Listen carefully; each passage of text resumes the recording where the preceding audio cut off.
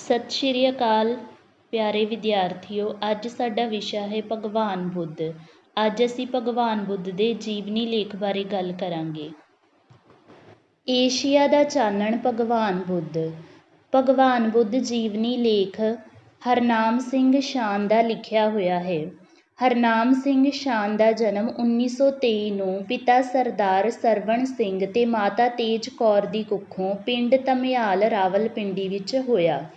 ਲੇਖਕ ਦੇ ਨਾਮ ਨਾਲ ਸ਼ਾਨ ਸਕੂਲ ਦੇ ਅਧਿਆਪਕ ਨੇ ਲਗਾਇਆ, ਕਿਉਂਕਿ ਅਧਿਆਪਕ ਨੇ ਜਮਾਤ ਵਿੱਚ ਜੋ ਕੰਮ ਵਿਦਿਆਰਥੀਆਂ ਨੂੰ ਸੌਂਪਿਆ ਸੀ, ਹਰਨਾਮ ਸਿੰਘ ਨੇ ਉਹ ਕੰਮ ਸਾਰੇ ਵਿਦਿਆਰਥੀਆਂ ਨਾਲੋਂ ਨਿਵੇਕਲਾ ਕਰਕੇ ਦਿਖਾਇਆ।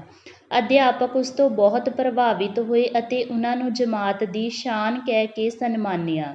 ਹਰਨਾਮ ਸਿੰਘ ਸ਼ਾਨ ਨੇ ਆਪਣੀ ਪੂਰੀ ਜ਼ਿੰਦਗੀ ਪੰਜਾਬੀ ਭਾਸ਼ਾ ਦੇ ਪ੍ਰਚਾਰ ਪ੍ਰਸਾਰ ਤੇ ਇਸ ਦੀ ਸੇਵਾ ਵਿੱਚ ਗੁਜ਼ਾਰ ਦਿੱਤੀ। ਉਹਨਾਂ ਨੇ ਬਹੁਤ ਸਾਰੀਆਂ ਰਚਨਾਵਾਂ ਸਾਹਿਤ ਜਗਤ ਦੀ ਝੋਲੀ ਵਿੱਚ ਪਾ ਕੇ ਇਸ ਨੂੰ ਅਮੀਰ ਬਣਾਇਆ। ਉਹਨਾਂ ਦੀਆਂ ਪ੍ਰਸਿੱਧ ਰਚਨਾਵਾਂ ਸੱਸੀ ਹਾਸ਼ਮ, ਕਾਵ ਕਿਆਰੀ, ਨੀਹਾਂ ਤੇ ਮਮਟੀਆਂ, ਅਮਰ ਬਾਣੀ ਅਤੇ ਪ੍ਰੋਫੈਸਰ ਪੂਰਨ ਸਿੰਘ ਦੀ ਚੋਣਵੀਂ ਕਵਿਤਾ ਆਦਿ ਹਨ। ਭਗਵਾਨ ਬੁੱਧ ਜੀਵਨੀ ਲੇਖ ਦਾ ਸਾਰ ਇਸ ਤਰ੍ਹਾਂ ਹੈ। ਨੰਬਰ 1, ਜਨਮ ਅਤੇ ਬਚਪਨ। ਭਗਵਾਨ ਬੁੱਧ ਇੱਕ ਰਾਜ ਘਰਾਣੇ ਨਾਲ ਸੰਬੰਧਿਤ ਪਰਿਵਾਰ ਵਿੱਚ ਰਹਿੰਦੇ ਸਨ। 2500 ਵਰ੍ਹੇ ਬੀਤ ਜਾਣ 'ਤੇ ਵੀ 24 ਮਈ 1956 ਈਸਵੀ ਨੂੰ ਏਸ਼ੀਆ ਦੇ ਲੋਕਾਂ ਨੇ ਜਿਸ ਸਿਦਕ ਤੇ ਸ਼ਰਧਾ ਨਾਲ ਭਗਵਾਨ ਬੁੱਧ ਜੀ ਦੀ ਬਰਸੀ ਮਨਾਈ ਹੈ, ਉਹ ਅਦੁੱਤੀ ਹੈ। ਦੁਨੀਆ ਦੇ ਸ਼ਾਇਦ ਹੀ ਕਿਸੇ ਹੋਰ ਮਹਾਂਪੁਰਖ ਨੂੰ ਉਸ ਦੀ ਮੌਤ ਤੋਂ ਵੀ ਹਜ਼ਾਰਾਂ ਵਰ੍ਹੇ ਬਾਅਦ ਇੰਨਾ ਮਾਣ ਤੇ ਮਹੱਤਤਾ ਨਸੀਬ ਹੋਈ ਹੋਵੇ। ਭਗਵਾਨ ਬੁੱਧ ਦਾ ਜਨਮ ਈਸਾ ਜੀ ਤੋਂ 6 ਕੁ ਸੌ ਵਰ੍ਹੇ ਪਹਿਲਾਂ ਨੇਪਾਲ ਦੀ ਤਰਾਈ ਦੇ ਇੱਕ ਨਗਰ ਕਪਿਲਵਸਤੂ ਵਿੱਚ ਹੋਇਆ। ਉਹਨਾਂ ਦੇ ਪਿਤਾ ਉੱਥੋਂ ਦੇ ਰਾਜਾ ਸਨ। ਮਾਪਿਆਂ ਨੇ ਉਹਨਾਂ ਦਾ ਨਾਂ ਸਿਧਾਰਥ ਰੱਖਿਆ। ਸ਼ਾਕਿਆ ਰਾਜ ਘਰਾਣੇ ਦੇ ਜੰਮਪਲ ਹੋਣ ਕਰਕੇ ਉਹਨਾਂ ਨੂੰ ਸ਼ਾਕਿਆ ਮੁਨੀ ਤੇ ਗੌਤਮ ਵੀ ਆਖਿਆ ਜਾਣ ਲੱਗਾ। ਗੌਤਮ ਜੀ ਦੇ ਮਾਤਾ ਮਹਾਰਾਣੀ ਮਾਇਆ ਜੀ ਉਹਨਾਂ ਨੂੰ ਹਜੇ ਰੱਜ ਕੇ ਵੀ ਨਹੀਂ ਸੀ ਵੇਖ ਸਕੇ ਕਿ ਉਹ ਅਕਾਲ ਚਲਾਣਾ ਕਰ ਜਾਂਦੇ ਹਨ। ਉਹਨਾਂ ਦੀ ਮੌਤ ਤੋਂ ਬਾਅਦ ਗੌਤਮ ਜੀ ਦਾ ਪਾਲਣ ਪੋਸ਼ਣ ਉਹਨਾਂ ਦੇ ਪਿਤਾ ਕਰਦੇ ਹਨ। ਸੁੱਖਾਂ ਦੇ ਸਭ ਸਾਧਨ ਉਹਨਾਂ ਕੋਲ ਮੌਜੂਦ ਸਨ, ਸੋ ਉਹਨਾਂ ਦੇ ਪਾਲਣ ਪੋਸ਼ਣ ਦੇ ਵਿੱਚ ਕੋਈ ਵੀ ਕਸਰ ਨਹੀਂ ਰਹਿੰਦੀ। ਜਦੋਂ ਉਹ ਰਤਾ ਕੁ ਸਿਆਣੇ ਹੋਏ ਤਾਂ ਉਹਨਾਂ ਨੂੰ ਪੜ੍ਹਨੇ ਪਾ ਦਿੱਤਾ ਗਿਆ। ਹਰ ਤਰ੍ਹਾਂ ਦੀ ਵਿੱਦਿਆ ਸਿੱਖਿਆ ਦਾ ਪ੍ਰਬੰਧ ਕੀਤਾ ਗਿਆ। ਪਰ ਗੌਤਮ ਜੀ ਦਾ ਮਨ ਜੰਜਾਲਾਂ ਵਿੱਚ ਨਾ ਫਸਿਆ। ਉਹ ਕੁਝ ਉਦਾਸ ਰਹਿਣ ਲੱਗ ਪਏ ਅਤੇ ਦਿਨੋਂ ਦਿਨ ਬੜੇ ਕੋਮਲ ਚਿੱਤ ਹੁੰਦੇ ਗਏ। ਨੰਬਰ 2, ਵਿਆਹ। ਹਰ ਤਰ੍ਹਾਂ ਦੀ ਸੁੱਖ ਸਹੂਲਤ ਗੌਤਮ ਜੀ ਦੀ ਉਦਾਸੀ ਨੂੰ ਘੱਟ ਨਾ ਕਰ ਸਕੀ। ਰਾਜਸੀ ਐਸ਼ਪੂਰਨ ਜੀਵਨ ਉਹਨਾਂ ਦੀ ਗੰਭੀਰਤਾ ਤੇ ਵਿਚਾਰਸ਼ੀਲਤਾ ਤੇ ਕੋਈ ਪ੍ਰਭਾਵ ਨਾ ਪਾ ਸਕਿਆ। ਪਿਤਾ ਨੇ ਉਹਨਾਂ ਦਾ ਮਨ ਪਰਚਾਉਣ ਦੇ ਲਈ, ਉਹਨਾਂ ਦੀ ਉਦਾਸੀ ਨੂੰ ਘੱਟ ਕਰਨ ਦੇ ਲਈ ਉਹਨਾਂ ਦਾ ਵਿਆਹ ਕਰ ਦਿੱਤਾ। ਗੌਤਮ ਜੀ ਦਾ ਵਿਆਹ ਯਸ਼ੋਧਰਾ ਨਾਮਕ ਇੱਕ ਸੁੰਦਰ ਰਾਜ ਕੰਨਿਆ ਦੇ ਨਾਲ ਹੋਇਆ। ਕੁਝ ਸਮੇਂ ਬਾਅਦ ਉਹਨਾਂ ਦੇ ਘਰ ਇੱਕ ਪੁੱਤਰ ਦਾ ਜਨਮ ਹੋਇਆ, ਜਿਸ ਦਾ ਨਾਮ ਰਾਹੁਲ ਰੱਖਿਆ ਗਿਆ। ਪਰ ਇਹਨਾਂ ਸਾਰੀਆਂ ਗੱਲਾਂ ਦੇ ਨਾਲ ਵੀ ਉਹਨਾਂ ਦੀ ਵੈਰਾਗ ਅਤੇ ਗੰਭੀਰ ਪ੍ਰਵਿਰਤੀ ਦੇ ਵਿੱਚ ਕੋਈ ਪਰਿਵਰਤਨ ਨਾ ਆਇਆ। ਨੰਬਰ 3, ਭਗਵਾਨ ਬੁੱਧ ਦਾ ਮਹਿਲੋਂ ਬਾਹਰ ਜਾਣਾ। ਭਗਵਾਨ ਬੁੱਧ ਕਦੇ ਵੀ ਮਹਿਲੋਂ ਬਾਹਰ ਨਹੀਂ ਗਏ ਸਨ। ਅੱਜ ਤੱਕ ਉਹਨਾਂ ਨੇ ਕਦੀ ਵੀ ਮਹਿਲੋਂ ਬਾਹਰ ਪੈਰ ਨਹੀਂ ਸੀ ਪਾਇਆ। ਇੱਕ ਦਿਨ ਕਿਸੇ ਗੱਲ ਉਹਨਾਂ ਫਾਟਕ ਤੋਂ ਬਾਹਰ ਜਾਣ ਦੀ ਇੱਛਾ ਪ੍ਰਗਟ ਕੀਤੀ। ਉਹਨਾਂ ਦੇ ਪਿਤਾ ਉਹਨਾਂ ਦੀ ਇਹ ਗੱਲ ਸੁਣ ਕੇ ਬਹੁਤ ਖੁਸ਼ ਹੋਏ। ਉਹਨਾਂ ਨੇ ਸਾਰੇ ਸ਼ਹਿਰ ਨੂੰ ਸਜਾਉਣ ਦਾ ਹੁਕਮ ਦਿੱਤਾ। ਜਦੋਂ ਰਾਜਕੁਮਾਰ ਦੀ ਸਵਾਰੀ ਨਿਕਲੀ ਤਾਂ ਗਲੀਆਂ ਬਾਜ਼ਾਰ ਜੈ ਜੈਕਾਰ ਨਾਲ ਗੂੰਜ ਉੱਠੇ। ਚਾਰੇ ਪਾਸੇ ਖੇੜਾ ਹੀ ਖੇੜਾ ਸੀ। ਲੋਕ ਬਹੁਤ ਜ਼ਿਆਦਾ ਖੁਸ਼ ਸਨ। ਹਰ ਕੋਈ ਹੱਸੂ ਹੱਸੂ ਕਰਦਾ ਰਾਜਕੁਮਾਰ ਤੋਂ ਵਾਰਨੇ ਜਾ ਰਿਹਾ ਸੀ। ਰਾਜਕੁਮਾਰ ਨੂੰ ਵੀ ਇਹ ਸਭ ਕੁਝ ਵੇਖ ਕੇ ਲਾਲੀਆਂ ਚੜ੍ਹ ਰਹੀਆਂ ਸਨ। ਇਸ ਤਰ੍ਹਾਂ ਰਾਜਕੁਮਾਰ ਲੋਕਾਂ ਨੂੰ ਮਿਲ ਕੇ ਬਹੁਤ ਜ਼ਿਆਦਾ ਖੁਸ਼ ਦਿਖਾਈ ਦੇ ਰਹੇ ਸੀ। ਨੰਬਰ 4, ਚਾਰ ਮਹਾਨ ਦ੍ਰਿਸ਼। ਸੈਰ ਸਪਾਟੇ ਦੌਰਾਨ ਗੌਤਮ ਜੀ ਨੇ 4 ਦ੍ਰਿਸ਼ ਦੇਖੇ, ਜਿਨ੍ਹਾਂ ਕਾਰਨ ਉਹਨਾਂ ਦੇ ਮਨ 'ਤੇ ਕ੍ਰਾਂਤੀਕਾਰੀ ਪ੍ਰਭਾਵ ਪਿਆ। ਇੱਕ ਦਿਨ ਉਹ ਆਪਣੇ ਸਾਰਥੀ ਚੰਨ ਦੇ ਨਾਲ ਘੁੰਮਣ ਫਿਰਨ ਗਏ ਤਾਂ ਉਹਨਾਂ ਨੇ ਇੱਕ ਕਮਜ਼ੋਰ ਬੁੱਢੇ ਨੂੰ ਦੇਖਿਆ। ਦੂਸਰੇ ਦਿਨ ਇੱਕ ਬਿਮਾਰ ਅਤੇ ਤੀਸਰੇ ਦਿਨ ਉਹਨਾਂ ਨੇ ਇੱਕ ਮੁਰਦਾ ਦੇਖਿਆ। ਉਹਨਾਂ ਨੇ ਅਨੁਭਵ ਕੀਤਾ ਕਿ ਜੀਵਨ ਵਿੱਚ ਬੁਢਾਪਾ, ਬਿਮਾਰੀ ਅਤੇ ਮੌਤ ਦਾ ਦੁੱਖ ਹੈ। ਜੀਵਨ ਦੁੱਖਾਂ ਦਾ ਘਰ ਹੈ। ਚੌਥੇ ਦਿਨ ਉਹਨਾਂ ਨੇ ਇੱਕ ਸੰਨਿਆਸੀ ਨੂੰ ਦੇਖਿਆ ਜਿਸ ਦਾ ਚਿਹਰਾ ਆਤਮਿਕ ਸ਼ਾਂਤੀ ਨਾਲ ਚਮਕ ਰਿਹਾ ਸੀ। ਆਪਣੀ ਜਗਿਆਸਾ ਨੂੰ ਸ਼ਾਂਤ ਕਰਨ ਦੇ ਲਈ ਉਹਨਾਂ ਨੇ ਆਪਣੇ ਸਾਰਥੀ ਚੰਨ ਤੋਂ ਸੰਨਿਆਸੀ ਬਾਰੇ ਪੁੱਛਿਆ ਤਾਂ ਉਸਨੇ ਦੱਸਿਆ ਕਿ ਇਸ ਵਿਅਕਤੀ ਨੇ ਜੀਵਨ ਦਾ ਸਾਰ ਪ੍ਰਾਪਤ ਕਰਨ ਲਈ ਘਰ ਤਿਆਗ ਦਿੱਤਾ ਹੈ। ਇਹਨਾਂ 4 ਦ੍ਰਿਸ਼ਾਂ ਨੇ ਰਾਜਕੁਮਾਰ ਗੌਤਮ 'ਤੇ ਡੂੰਘਾ ਪ੍ਰਭਾਵ ਪਾਇਆ।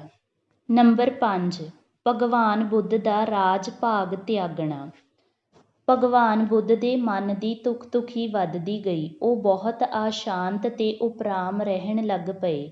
ਇੱਕ ਰਾਤ ਉਹ ਆਪਣੇ ਮਹਿਲੋਂ ਨਿਕਲ ਤੁਰੇ। ਇਸ ਸਮੇਂ ਉਹਨਾਂ ਦੇ ਘਰ ਉਹਨਾਂ ਦੇ ਪੁੱਤਰ ਦਾ ਜਨਮ ਹੋਇਆ ਸੀ। ਉਹਨਾਂ ਦਾ ਮਨ ਪੁੱਤਰ ਮੋਹ ਦੇ ਵਿੱਚ ਭੋਰਾ ਕੁ ਡੋਲਿਆ, ਪਰ ਉਸੇ ਪਲ ਫਿਰ ਦ੍ਰਿੜ੍ਹ ਹੋ ਗਏ। ਉਹ ਜਲਦੀ ਦੇ ਨਾਲ ਸ਼ਾਹੀ ਤਬੇਲੇ ਕੋਲ ਪਹੁੰਚ ਗਏ ਅਤੇ ਚੰਨੇ ਨੂੰ ਨਾਲ ਲੈ ਕੇ ਤਾਜ ਤਖ਼ਤ ਦਾ ਮਾਲਕ ਫ਼ਕੀਰ ਬਣਨ ਦੇ ਲਈ ਨਿਕਲ ਤੁਰਿਆ। ਆਪਣੇ ਰਾਜ ਦੀ ਸੀਮਾ 'ਤੇ ਪਹੁੰਚ ਕੇ ਰਾਜਕੁਮਾਰ ਗੌਤਮ ਘੋੜੇ ਤੋਂ ਉਤਰ ਪਏ। ਉਹਨਾਂ ਨੇ ਆਪਣਾ ਹਾਰ ਸ਼ਿੰਗਾਰ ਲਾ ਕੇ ਚੰਨੇ ਦੇ ਹਵਾਲੇ ਕਰ ਦਿੱਤਾ ਅਤੇ ਚੰਨੇ ਨੂੰ ਆਖਿਆ ਕਿ ਉਹ ਹੁਣ ਕਪਿਲਵਸਤੂ ਵਾਪਸ ਚਲਾ ਜਾਵੇ ਤੇ ਮੇਰੇ ਪਰਿਵਾਰ, ਪਿਤਾ ਤੇ ਲੋਕਾਂ ਨੂੰ ਦੱਸ ਦੇਵੇ ਕਿ ਗੌਤਮ ਸਾਧੂ ਬਣ ਗਿਆ ਹੈ। ਇਸ ਤਰ੍ਹਾਂ ਉਹਨਾਂ ਨੇ ਦੁਖੀ ਲੋਕਾਈ ਦੇ ਸੁੱਖਾਂ ਲਈ ਆਪਣੇ ਸੁੱਖ ਛੱਡੇ ਤੇ ਰਾਜ ਭਾਗ ਤਿਆਗਿਆ। ਨੰਬਰ 6 ਗਿਆਨ ਪ੍ਰਾਪਤੀ। ਕਈ ਸਾਲਾਂ ਤੱਕ ਗੌਤਮ ਜੀ ਜੰਗਲਾਂ ਵਿੱਚ ਸਾਧੂਆਂ ਦੀ ਤਰ੍ਹਾਂ ਕਠੋਰ ਤਪੱਸਿਆ ਦਾ ਜੀਵਨ ਬਤੀਤ ਕਰਦੇ ਰਹੇ, ਪਰ ਉਹਨਾਂ ਦੀ ਆਤਮਾ ਨੂੰ ਸੰਤੁਸ਼ਟੀ ਨਾ ਹੋਈ। ਜਪ ਤਪ ਅਤੇ ਵਰਤ ਆਦਿ ਦੇ ਕਾਰਨ ਉਹ ਸੁੱਕ ਕੇ ਕੰਡਾ ਬਣ ਗਏ। ਅਖੀਰ ਦੇ ਵਿੱਚ ਨਿਰਾਸ਼ ਹੋ ਕੇ ਉਹ ਬੋਧ ਗਇਆ ਚਲੇ ਗਏ ਅਤੇ ਇੱਕ ਪਿੱਪਲ ਦੇ ਹੇਠਾਂ ਸਮਾਧੀ ਲਾ ਲਈ ਅਤੇ ਇਹ ਪੱਕਾ ਨਿਸ਼ਚੈ ਕਰ ਲਿਆ ਕਿ ਜਦ ਤੱਕ ਉਹਨਾਂ ਨੂੰ ਜੀਵਨ ਦੇ ਭੇਦ ਬਾਰੇ ਗਿਆਨ ਪ੍ਰਾਪਤ ਨਹੀਂ ਹੋਵੇਗਾ, ਉਹ ਉੱਥੋਂ ਨਹੀਂ ਉੱਠਣਗੇ। 49ਵੇਂ ਦਿਨ ਉਹਨਾਂ ਨੂੰ ਇਸੇ ਦਰੱਖਤ ਦੇ ਹੇਠਾਂ ਸਾਧਨਾ ਕਰਦੇ ਹੋਏ ਗਿਆਨ ਦੀ ਪ੍ਰਾਪਤੀ ਹੋਈ ਅਤੇ ਉਹ ਉਸ ਦਿਨ ਤੋਂ ਬੁੱਧ ਕਹਿਲਾਏ। ਇਸ ਸਥਾਨ 'ਤੇ ਹਾਲੇ ਤੱਕ ਇੱਕ ਇਤਿਹਾਸਿਕ ਮਹਾਬੋਧੀ ਮੰਦਰ ਬਣਿਆ ਹੋਇਆ ਹੈ। ਨੰਬਰ 7 ਧਰਮ ਦਾ ਪ੍ਰਚਾਰ। ਗੌਤਮ ਜੀ ਨੇ ਆਪਣੇ ਗਿਆਨ ਮਾਰਗ ਦਾ ਪ੍ਰਚਾਰ ਦਾ ਬੀੜਾ ਚੁੱਕ ਲਿਆ। ਭੁੱਲੀ ਭਟਕੀ ਲੋਕਾਈ ਨੂੰ ਸੱਚਾ ਰਾਹ ਦੱਸਣ ਲਈ ਗਇਆ ਤੋਂ ਤੁਰ ਪਏ। ਪਹਿਲਾਂ ਉਹ ਸਾਰਨਾਥ ਪਹੁੰਚੇ। ਉੱਥੇ ਭੁੱਲੜ ਸਾਥੀਆਂ ਨੂੰ ਸਿੱਧੇ ਰਾਹੀ ਪਾਇਆ।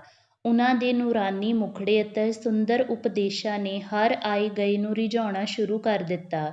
ਥੋੜ੍ਹੇ ਹੀ ਸਮੇਂ ਦੇ ਵਿੱਚ ਉਹਨਾਂ ਦੇ ਬਹੁਤ ਸਾਰੇ ਚੇਲੇ ਬਣ ਗਏ ਜੋ ਭਿਕਸ਼ੂ ਅਖਵਾਉਣ ਲੱਗ ਪਏ। ਉਹਨਾਂ ਨੂੰ ਧਰਮ ਪ੍ਰਚਾਰ ਦੇ ਲਈ ਇੱਧਰ ਉੱਧਰ ਭੇਜ ਕੇ ਬੁੱਧ ਜੀ ਆਪ ਉਰਵੇਲ ਬਨ ਵੱਲ ਚਲੇ ਗਏ। ਰਾਹ ਦੇ ਵਿੱਚ ਹਰ ਕਿਸੇ ਨੂੰ ਤਾਰਦੇ ਤੇ ਆਖਦੇ ਜਾ ਰਹੇ ਸਨ, ਕਾਮ, ਕ੍ਰੋਧ, ਲੋਭ, ਮੋਹ, ਹੰਕਾਰ ਨਾਂ ਦੇ 5 ਰੋਗਾਂ ਤੋਂ ਬਚੋ। ਇਹਨਾਂ ਦੀ ਅੱਗ ਤੁਹਾਡੀ ਆਤਮਾ ਨੂੰ ਸਾੜ ਰਹੀ ਹੈ। ਇਹਨਾਂ ਤੋਂ ਬਚਣਾ ਹੀ ਪਰਮ ਧਰਮ ਹੈ। ਕਰਮ ਕਾਂਡ, ਹਵਨ, ਜਗ ਤੇ ਤਪ ਸਾਧਨਾ ਨਾਲ ਮੁਕਤੀ ਨਹੀਂ ਮਿਲਦੀ। ਮੁਕਤੀ ਤਾਂ ਆਤਮਾ ਦੀ ਪਵਿੱਤਰਤਾ ਦੇ ਨਾਲ ਹੀ ਪ੍ਰਾਪਤ ਹੋ ਸਕਦੀ ਹੈ। ਗੌਤਮ ਜੀ ਅਜਿਹੇ ਉਪਦੇਸ਼ ਦਿੰਦੇ ਹੋਇਆਂ ਮਗਧ ਦੇਸ਼ ਦੀ ਰਾਜਧਾਨੀ ਦੇ ਵਿੱਚ ਪੁੱਜ ਗਏ। ਰਾਜੇ ਬਿੰਬਸਰ ਦਾ ਉਹਨਾਂ ਨੇ ਕਲਿਆਣ ਕੀਤਾ। ਉਸ ਦੀ ਬੇਨਤੀ 'ਤੇ ਵੇਣੂ-ਬਨ ਨੂੰ ਧਰਮ ਪ੍ਰਚਾਰ ਦਾ ਕੇਂਦਰ ਬਣਾ ਕੇ ਉੱਥੇ ਹੀ ਡੇਰਾ ਲਾ ਲਿਆ। ਨੰਬਰ 8 ਭਗਵਾਨ ਬੁੱਧ ਦਾ ਕਪਿਲਵਸਤੂ ਆਉਣਾ। ਜਦੋਂ ਭਗਵਾਨ ਬੁੱਧ ਜੀ ਦੇ ਪਿਤਾ ਨੂੰ ਪਤਾ ਚੱਲਿਆ ਕਿ ਭਗਵਾਨ ਬੁੱਧ ਜੀ ਨੇ ਵੇਣੂ-ਬਨ ਨੂੰ ਧਰਮ ਪ੍ਰਚਾਰ ਦਾ ਕੇਂਦਰ ਬਣਾ ਲਿਆ ਹੈ ਤੇ ਹੁਣ ਉਹਨਾਂ ਨੇ ਉੱਥੇ ਹੀ ਡੇਰਾ ਲਾ ਲਿਆ ਹੈ, ਤਾਂ ਉਹਨਾਂ ਨੇ ਬਹੁਤ ਹੀ ਦਰਦੀਲਾ ਸੁਨੇਹਾ ਭੇਜਿਆ ਅਤੇ ਛੇਤੀ ਤੋਂ ਛੇਤੀ ਮਿਲਣ ਦੇ ਲਈ ਗੌਤਮ ਜੀ ਨੂੰ ਬੇਨਤੀ ਕੀਤੀ। ਗੌਤਮ ਬੁੱਧ ਕਪਿਲਵਸਤੂ ਆਏ। ਨਗਰ ਵਾਸੀਆਂ ਨੇ ਉਹਨਾਂ ਦਾ ਹਾਰਦਿਕ ਸਵਾਗਤ ਕੀਤਾ।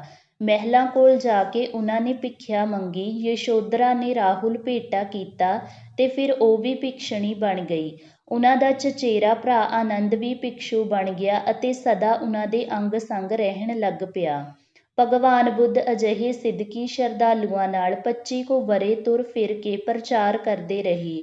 ਥਾਂ ਥਾਂ 'ਤੇ ਜਾ ਕੇ ਵਿਸ਼ੇ ਵਿਕਾਰਾਂ, ਵੈਰ ਵਿਰੋਧਾਂ ਤੇ ਕਰਮ ਕਾਂਡਾਂ ਵਿੱਚ ਫਸੇ ਹੋਏ ਲੋਕਾਂ ਨੂੰ ਧਰਮ ਦਾ ਮਾਰਗ ਦੱਸਦੇ ਰਹੇ। ਨੰਬਰ 9 ਸਰੀਰ ਤਿਆਗਣਾ। ਜਦੋਂ ਗੌਤਮ ਬੁੱਧ ਜੀ ਨੇ 80ਵੇਂ ਵਰ੍ਹੇ ਦੇ ਵਿੱਚ ਪੈਰ ਪਾਇਆ ਤਾਂ ਚੌਮਾਸਾ ਕੱਟਣ ਦੇ ਲਈ ਕੁਸ਼ੀਨਗਰ ਵੱਲ ਚਲੇ ਗਏ।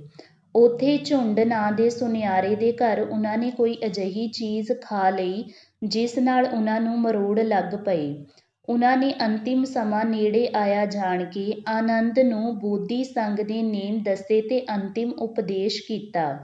ਭਗਵਾਨ ਬੁੱਧ ਨੇ ਆਪਣਾ ਪਵਿੱਤਰ ਸਰੀਰ ਤਿਆਗ ਦਿੱਤਾ। ਜਿਸ ਦਿਨ ਉਹ ਜੰਮੇ ਸਨ ਤੇ ਜਿਸ ਦਿਨ ਉਹਨਾਂ ਨੂੰ ਗਿਆਨ ਦਾ ਪ੍ਰਕਾਸ਼ ਹੋਇਆ ਸੀ, ਉਸੇ ਦਿਨ ਹੀ ਉਹਨਾਂ ਨੇ ਆਪਣਾ ਸਰੀਰ ਤਿਆਗਿਆ ਸੀ। ਇਸੇ ਲਈ ਉਹ ਦਿਨ ਉਦੋਂ ਤੋਂ ਹੀ ਬੜਾ ਸ਼ੁਭ ਤੇ ਮਹਾਨ ਮੰਨਿਆ ਜਾਂਦਾ ਹੈ।